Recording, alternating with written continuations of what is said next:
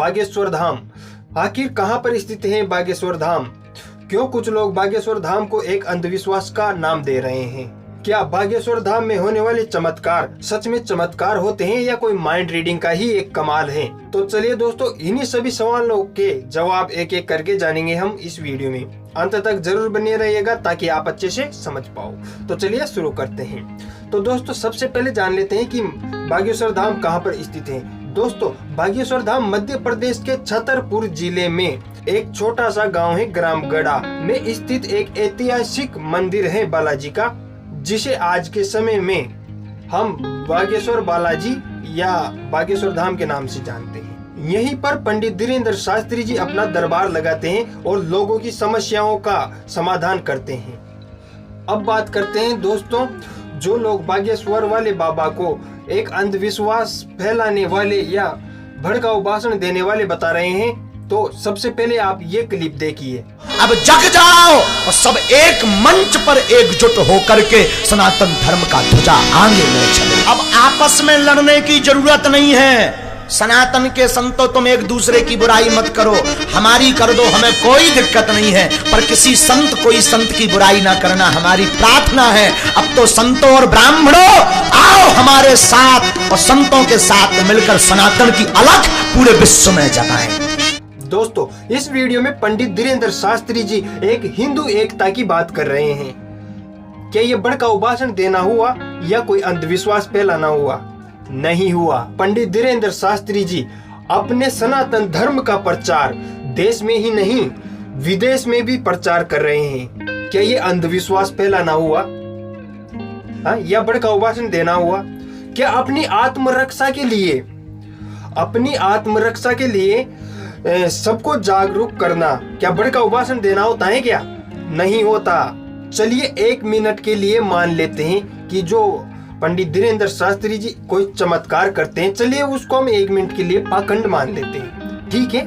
पर जो वो ये कथा करते हैं, लोगों को जीवन जीने की प्रेरणा देते हैं, उनको तरीका बताते हैं और संतों की रक्षा के लिए वो बात करते हैं, वो तो एक अच्छा काम हुआ ना। अपने धर्म का प्रचार प्रसार करना एक अच्छा काम हुआ। तो चलिए, उन्होंने जो वो चमत्कार वाली बात है तो उसको पाखंड मान के चले, तो फिर इधर वो जो अच्छा काम कर रहे हैं तो उनके अच्छे काम की तो फिर तारीफ होनी चाहिए ना। तो उनके बारे में क्यों नहीं बोलते ये लोग? इनको तो बस केवल टांग खींचना आता है। ये उन अच्छे कामों के बारे में नहीं बोलेंगे। क्यों नहीं बोलेंगे भाई? क्योंकि ये खुद पाखंड फैला रहे हैं, खुद पाखंडी हैं। जो अच्छा काम कर रहे हैं उनको ये आगे नहीं बढ़ने दे रहे हैं कि अगर ये आगे बढ़ गए, इन्होंने सबको जागरूक कर दिया तो फिर हमारा क्या होगा। अब दोस्तों बात करते हैं, कुछ लोग बताते हैं कि ये तो केवल और केवल माइंड रीडिंग का ही कमाल है। पर हाँ दोस्तों, मैं अब आपको सबूत के रूप में एक ऐसा वीडियो दिखाने जा रहा हूँ जिसे देखने के बाद आपका 100% विश्वास हो जाएगा कि हाँ, बागेश्वर धाम में कुछ न कुछ तो शक्तियां काम करती हैं। तो चलिए दोस्तों, वीडियो देखने से पहले मैं आपको बता देता हूं कि ये माइंड रीडिंग, आखिर में माइंड रीडिंग होता क्या है। दोस्तों, माइंड रीडिंग का मतलब है कि किसी दूसरे के माइंड को पढ़ना या उसके दिमाग में क्या चल रहा है उसको जान लेना। तो दोस्तों, किसी का माइंड रीड करने के लिए किसी भी पर्सन का होना अति आवश्यक है, किसी आदमी का होना जरूरी है, तभी तो हम उसके माइंड को रीडिंग कर पाएंगे।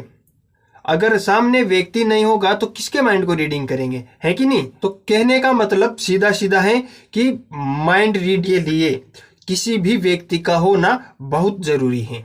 अब देखिए आप ये क्लिप। आइए, अरे वाह, हो गई जज, लड़का हुआ, खुश रहो। पर्चा भी बना था ना, वहां कैमरे की तरफ दिखाइए पर्चा। इनके यहाँ पर 2 बेटियां थीं और इन्होंने अर्जी लगाई थी, पर्चा कैमरे में दिखाइए।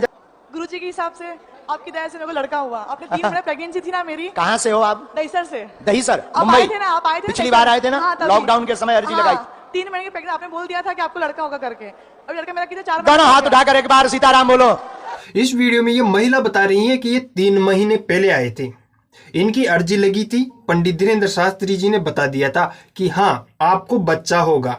ये तो एक माइंड रीडिंग नहीं हुई, किसी के पेट में क्या है क्या नहीं है वो सब जान लेना, या कि यह क्या एक माइंड रीडिंग है या शक्ति का कमाल है, आप खुद कमेंट करके जरूर बताइएगा। चलिए चलते हैं, फिर मिलेंगे नेक्स्ट वीडियो में। जय बागेश्वर धाम सरकार की जय।